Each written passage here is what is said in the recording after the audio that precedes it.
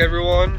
Right now I'm on my way to Walmart, gonna pick up a new battery for the boat and start working on the electrical today, and I really hope it goes good. We'll see what happens.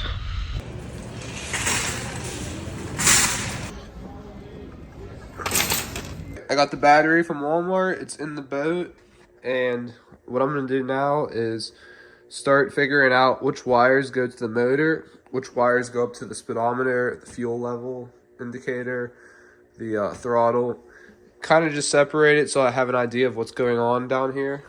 And I'm gonna do that off camera. I'll come back in a little once I've figured this out better. So far I have all of this wire pulled out. This goes to the bilge pump. There was some extra wire, like whatever this crap was. So yeah, I'm trying to get what I'm not gonna need right now cut out so I can trace this stuff back. I plan on like rewiring the bilge. I actually bought a new bilge pump, so I'm throwing that thing away. But all I gotta say is whoever wired this boat was smoking some strong stuff, because this is the most weirdest way to wire something. He has, like, if you look on here, we go from a red positive to a black wire, which, I mean, it's fine, but whenever you go to trace wires, it makes no sense. Then it goes to a brown wire, to a green wire. There's just a lot of splices and a lot of weird stuff that was done to this boat. Like, whatever this is, all hooks up to this, like, power on and off switch that hooks to the battery. So yeah, I'm still pretty confused, but slowly figuring it out. I got a few more wires pulled, just like random little things, and went ahead, hooked the battery up. We got our positive. These negatives run to controls up there. One of them goes to the fish finder, I believe, and the third one, I think, goes towards the motor. I might be wrong, but I'm just gonna see if this motor cranks. I mean, the last time I tried this, it did not crank. I took a wire brush to some of these terminals or the connections just to make them cleaner. But I'm gonna go ahead, turn my power on, and give it a try. Nothing.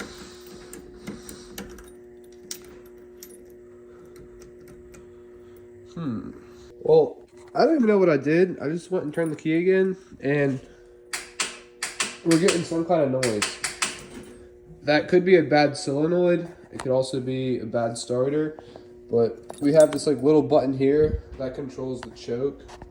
Let me zoom in. Okay, so we've got power, which I thought this might have been the problem, but it could just be the solenoid. That's all I'm gonna do for tonight. I looked online and found an OEM solenoid for the starter, so I went ahead, ordered that, and I'll continue this video whenever that comes in. It's 4 days later. The solenoid came in the mail finally, and I'm gonna throw it in the motor, see what happens. This is where the solenoid's at. I gotta disconnect some wires. There's a couple bolts, which I gotta get a light over here so I can see better, but I'll just time lapse this part.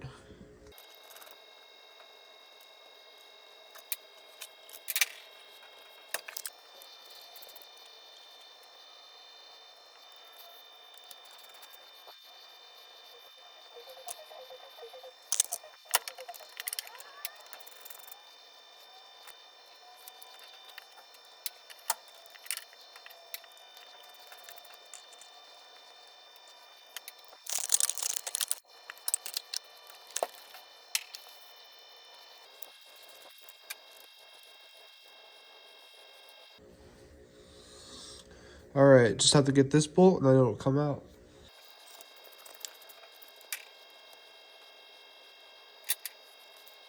All right, bad solenoid's out. Time to put the new one in.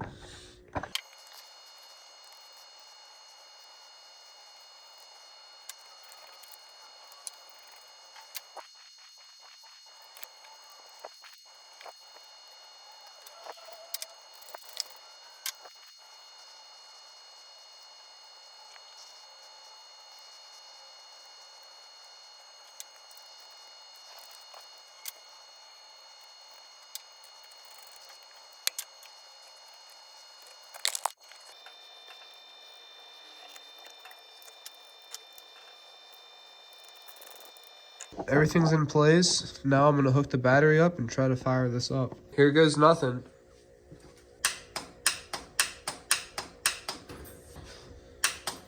I didn't fix the problem. Well, I don't know what the problem is now. I thought I had it figured out, but I'm gonna have to watch some more YouTube videos.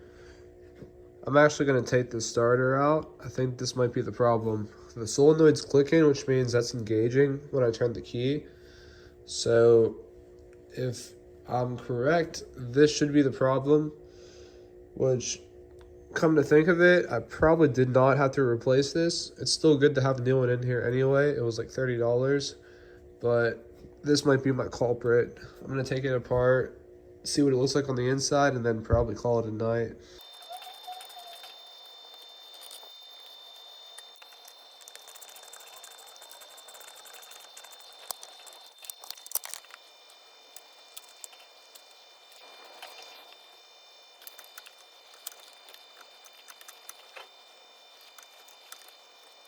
Turns out I am done for tonight because there's a bolt. So there's two that holds it in right here. And there's a third one behind the starter. And the only way to get to it is to pull this air cover off for the carburetors. And that's going to be a pain in the ass. So I'm leaving that for another night. It's another night. I'm going to be taking out the air filter. I'm a little cold, so I'm all bundled up. But basically what I need to do is take what I believe to be an 8mm socket, take out these 6 bolts, and then just kind of keep tearing into it. I got the manual to follow along so I don't mess up anything. And I'm going to get that starter out tonight.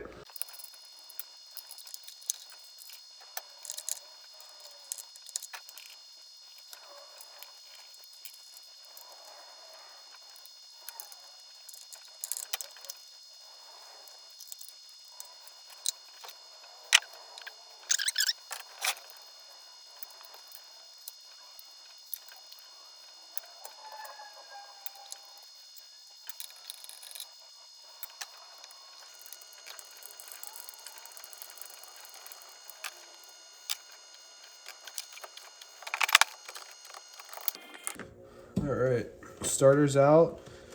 I'm gonna do a little bit of research and tear this apart, and I might be able to find out why it's not working. So I looked at the manual, and it's telling me I need to remove the 2 bolts from the top using the 3/8 inch socket. And I also have to be careful about removing the bottom part of this, or else the brushes in the starter with the springs might pop out, and we don't want that to happen. We'll give this a shot, and hopefully it doesn't all fly apart on me.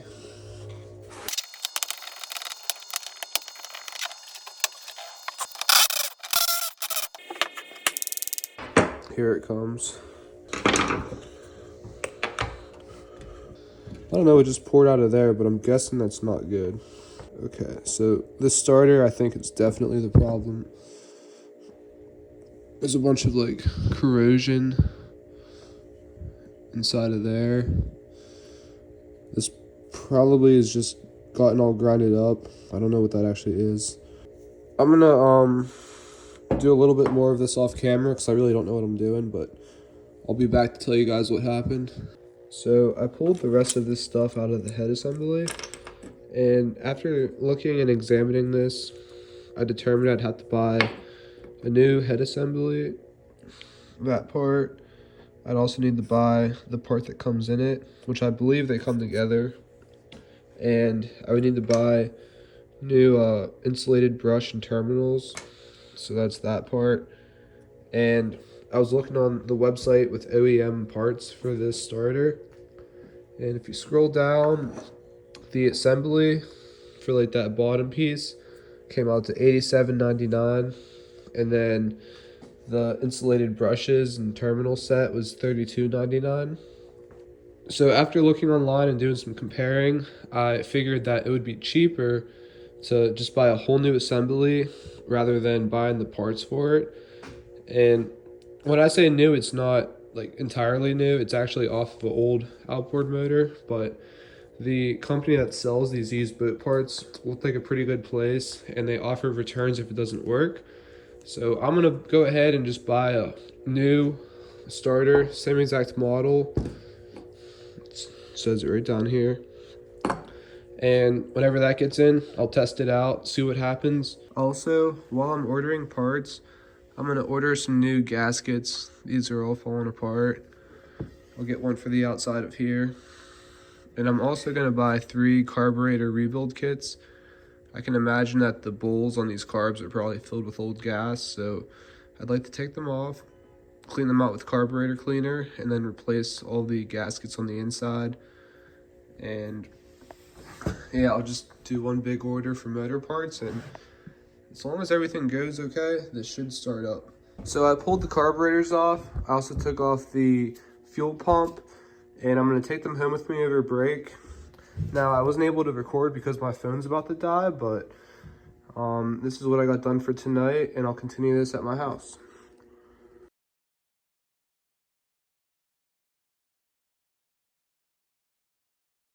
I'm back home. I've been here for a week now and had the flu, so I'm finally getting over that, and I'm able to tear into this. So I'm gonna take it apart, see what kind of nasty things come out of it. Hopefully it's not too bad, but I'm gonna do that. I bought a gallon of carburetor cleaner, so I'll be able to soak this. And once that's all done, I got this carb rebuild kit. So we'll put everything back together.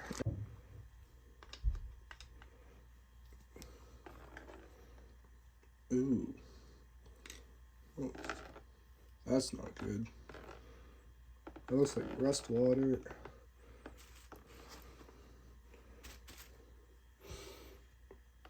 I'm not even smelling gasoline. Oh boy. Well, let's get this open. That gas tank I took out, the original one that came with the boat, it had a bunch of water and other nasty crap in it, so that might just be what's coming out of here. I don't know how water would get in here any other way. Hopefully not like through the cooling system of the motor.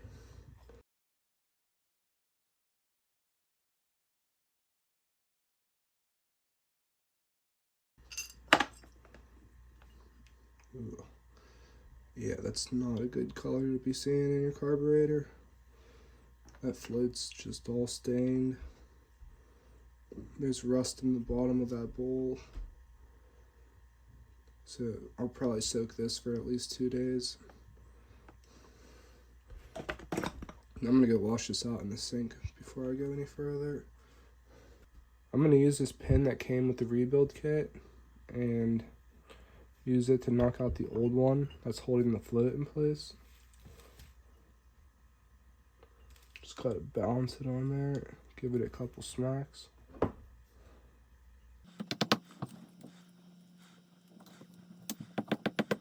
It's jammed in there good.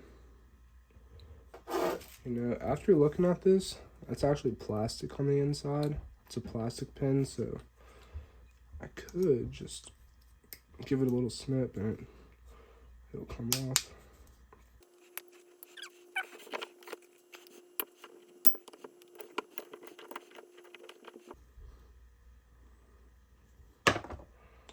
Now, I would never recommend doing that if it wasn't plastic and if everything in here wasn't being replaced.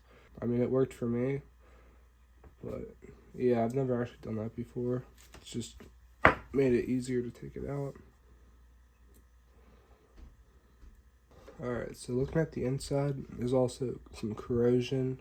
The jet holes also is like rusted over. You can see the bottom one, but that top one's closed.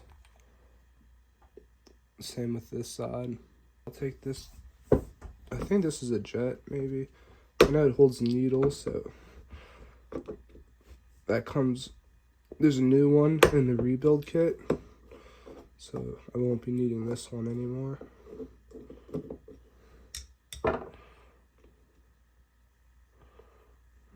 Yeah, that's completely clogged up at the bottom. So I'm gonna leave the main jet in. I don't think that has to come out. This little rubber gasket can come out. There's a new one of those. I'm also gonna take this drain screw out. Let's see if it'll crack loose.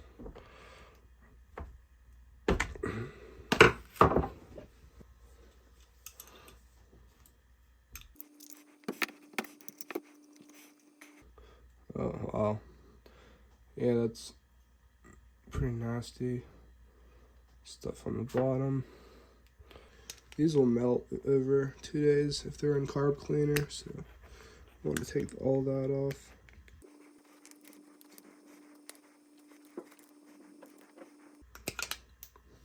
Okay. So with these being 2-stroke carburetors, there's not a lot to them. Not as complex as a 4-stroke.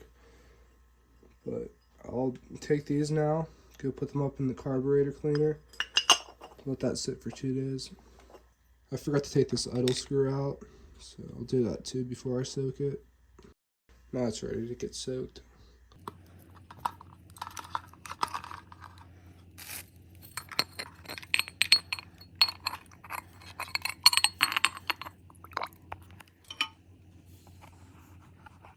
These parts have been sitting for 2 days now. I'm gonna open up the can, see what they're looking like. I'm hoping that the rust is off of these. I know there's a lot in that one bowl, and we'll just see what they look like.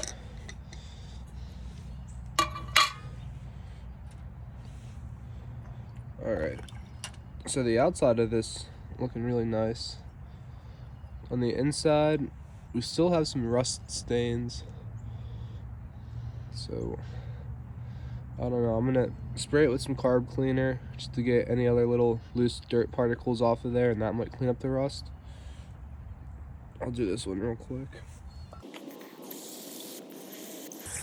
Some of the rust is coming out. It's dripping into there. That cleaned up a little better, but there's still some stains in there. I might have another trick that can get that out. I'll pull out the rest of this carb now.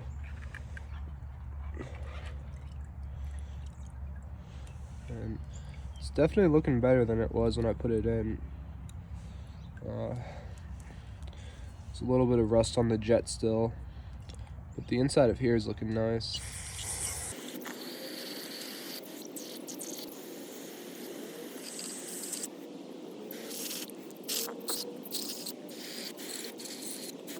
Spray it down this gas line. Alright, I'm gonna take this back in the basement and see if I can get the rust stains off. Alright, so for a closer look, you can see all the surface rust on there. There's also some like white corrosion, and I've used this stuff in the past. Multi-use CLR for calcium lime and rust remover. I've used it on a gas tank before, and it did the job pretty well, so I'm going to soak this bowl. I'm also going to pour some in the top of here, let that sit for a good hour or so, and then come back. I'm also going to fill up the top with the CLR. There's a hole down here that connects to the inside of the carb, so I'm going to plug that up, try to keep stuff from leaking out.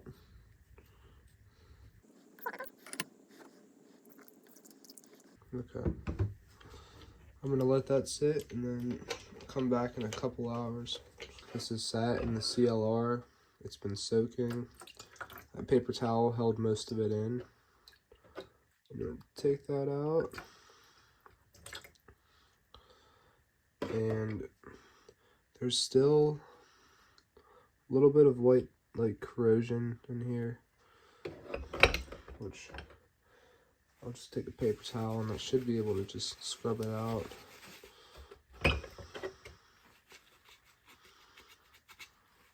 Maybe.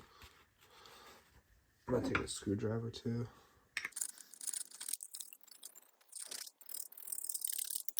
Alright, so it's coming out. I might just have to spend like a little bit of time off camera scraping out the rest of it. I'm curious to see what the bowl looks like. That was the worst. Okay. So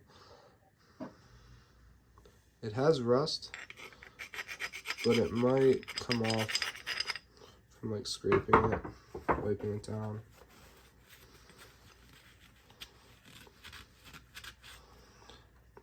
Oh yeah, a lot of rust is coming off, so that's good. So I'm gonna do the same thing with this off camera. Just scrub it out with a paper towel. Might get a toothbrush to get in there, and I'll be back in a second. So this is after I turned the flash on just so you can see better, but these cleaned out really nicely. Still a little bit of rust, and I mean, it's the best I could get it. I was able to get the rust off of this jet here, taking a Scotch-Brite pad and scraping it down. But now I'm going to take a hairdryer. I want to dry these out as best as possible before any more rust can form.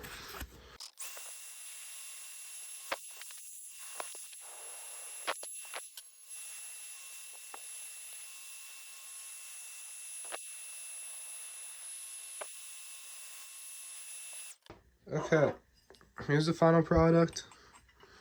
You know, not 100%. Still got a little bit of some rust. I can see there's rust inside of there. But these are a lot better than when I first took them apart. And later on down the road, if I need to buy new carbs, I will. But this will do the trick for now. Now that my parts are dried off, I'm good to reassemble this. I already have the drain bolt put back in place. There's a new gasket on that. And going to the bottom of the carb, I'm going to put my screw that holds the needle in. This is a brand new screw.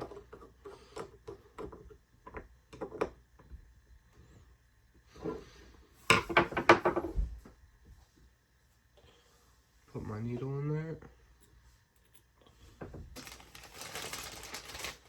I have a brand new float, which I'm gonna have to readjust this in a little bit, but for now I'm just gonna put it in. The float pin.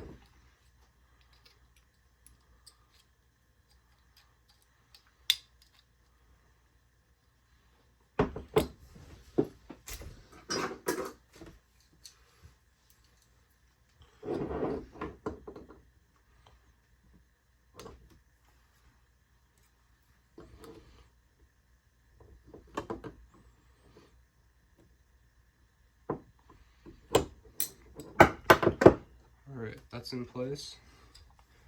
Now, I was reading the instructions that came with the carb rebuild kit, and we want to make sure that this float sits level with the bottom of this carb right here. So I'm going to bend this piece of metal a little bit. I just have to play with it. So, a little too much. It's getting closer. I think right there, that looks pretty level to me. So that's the first step done. The next thing I have to do, I need to take a tape measure, and from the bottom of the carburetor to the top of the float right here, it needs to be 3/4 of an inch.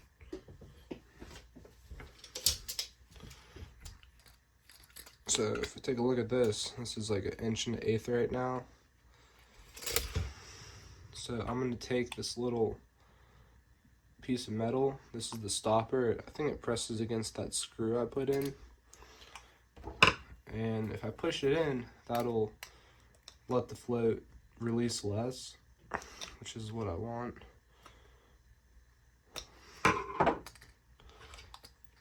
I got better. Let's see what that reads. It's like 13/16. So we're pretty close. Just need to go a little bit more.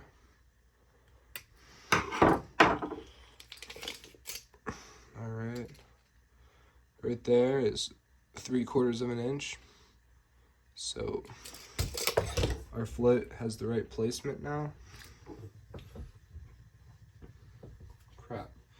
forgot to put this gasket on. This goes over the main jet.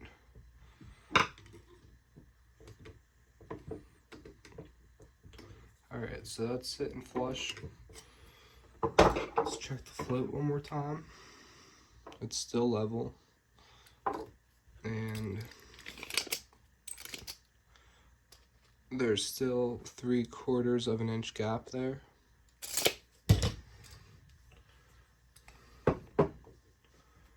I can go ahead and take my gasket, put that in place. I want to make sure all my holes line up. Take the bottom of the carburetor.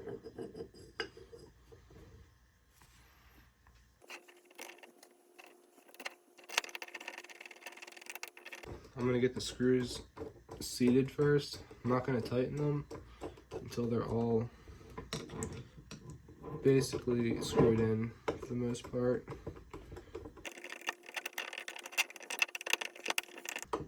Alright, so I'll start in this corner and crank this screw down. I'll go diagonally to the other side.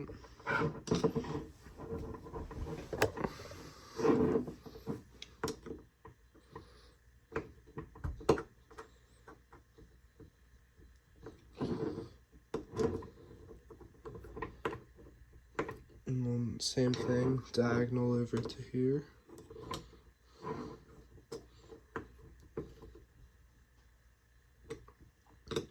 Then I'm just going to go around one more time and tighten them just to make sure that gasket was pressed on nice and evenly.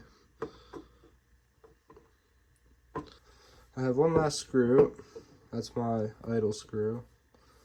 So I have a new gasket. I'm going to put that on here.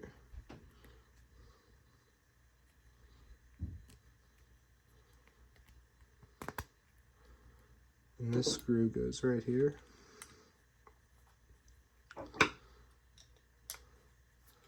When I took all these screws out, they were all seated like flushly. They were all screwed in the whole way. So I don't know if these need adjusted. I'm going to just screw them in the entire way, and then once I put everything back on the motor, if it needs adjusted, I'll do it on there.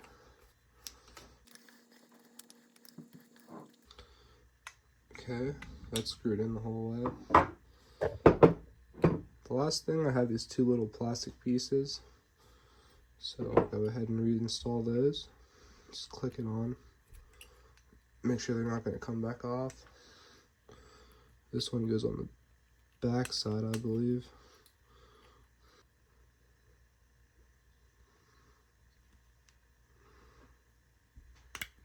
Okay. I went ahead and cleaned the other two carburetors too. I did that off camera. Doing the same process of soaking it in carb cleaner for 2 days, using the CLR to take the rust out of the inside of the bowls. But now all 3 carbs are cleaned out, ready to be put back on the motor, and I'll do that when I get back to Erie. I'm finally back in Erie. I've been waiting 2 weeks to work on this motor, and tonight I'm gonna see if she runs. When I was gone, a bunch of parts came in. I'll bring it down here to see. So in the first package we have a bunch of gaskets. These are for the carburetor, the air filter cover. I've got some zip ties. Some screws are in this little baggie. We got, in this one, a brand new fuel pump. I got this one off of Amazon, but it had a lot of good reviews. So I'll be putting that in tonight. Got some gas lines. This is the breather line for the gas tank. And this one is what connects the gas to the motor. In here, got some electrical connections for the wires. And the most important part to get this motor running, I got a old but new starter. This company, they tested the starter. Everything works fine on it. It's the same exact model as what I used to have, so we'll be putting this into the motor. And lastly, I'm also excited about this switch panel that came in. We got 5 different switches here. And this will tell me what my battery voltage is at. It also has the cigarette lighter plug and then 2 USBs so I could charge my phone or anything else that has a USB. But yeah, now that I got these parts, I'm gonna start putting them back on the motor. First, I'm gonna put the fuel pump on. It's 2 screws right here at the bottom, and it gets mounted into here. And then there's these fuel lines. There's one there that goes into the bottom, and then one goes to the carburetor. I'll show you what it looks like when it's all in.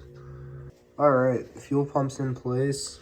We have this line, which runs from the gas tank to the fuel pump. This is going from the fuel pump to the carburetor. And then I believe this one's just like a backflow in case the carbs get flooded. That runs back into the fuel pump. But now I'm gonna put the starter on. I got the starter mounted up. 2 bolts right here, 1 right there. And now I'm gonna take the main power that's coming from the solenoid, hook that up right here to the starter, and we're gonna test this motor and see if it cranks over.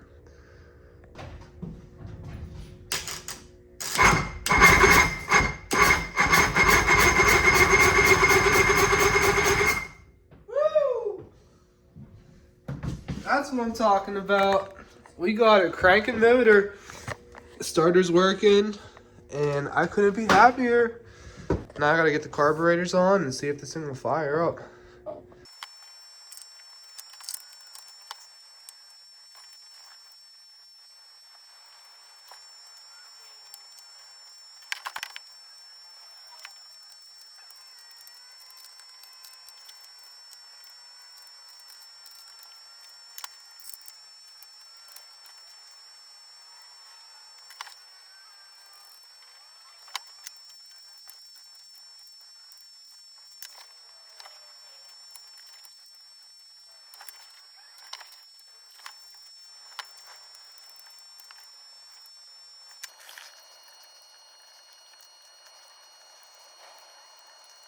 I was having trouble putting on this first linkage, and what I figured out is that it connects into all 3 carburetors.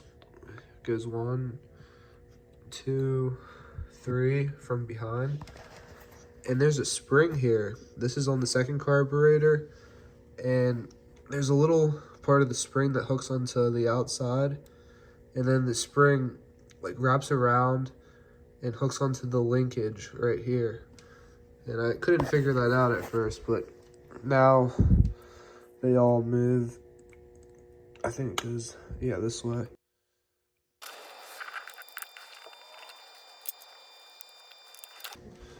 All right, so these 2 linkages, these are for the choke.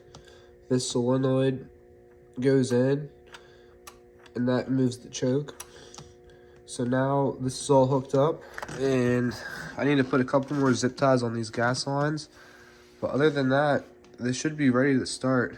I'll just spray some starter fluid in each of the carbs and see if she fires up.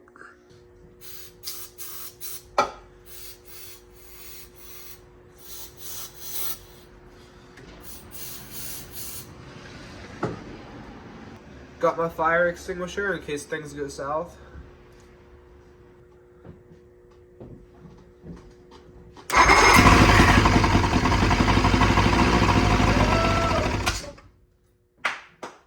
Let's go, she runs.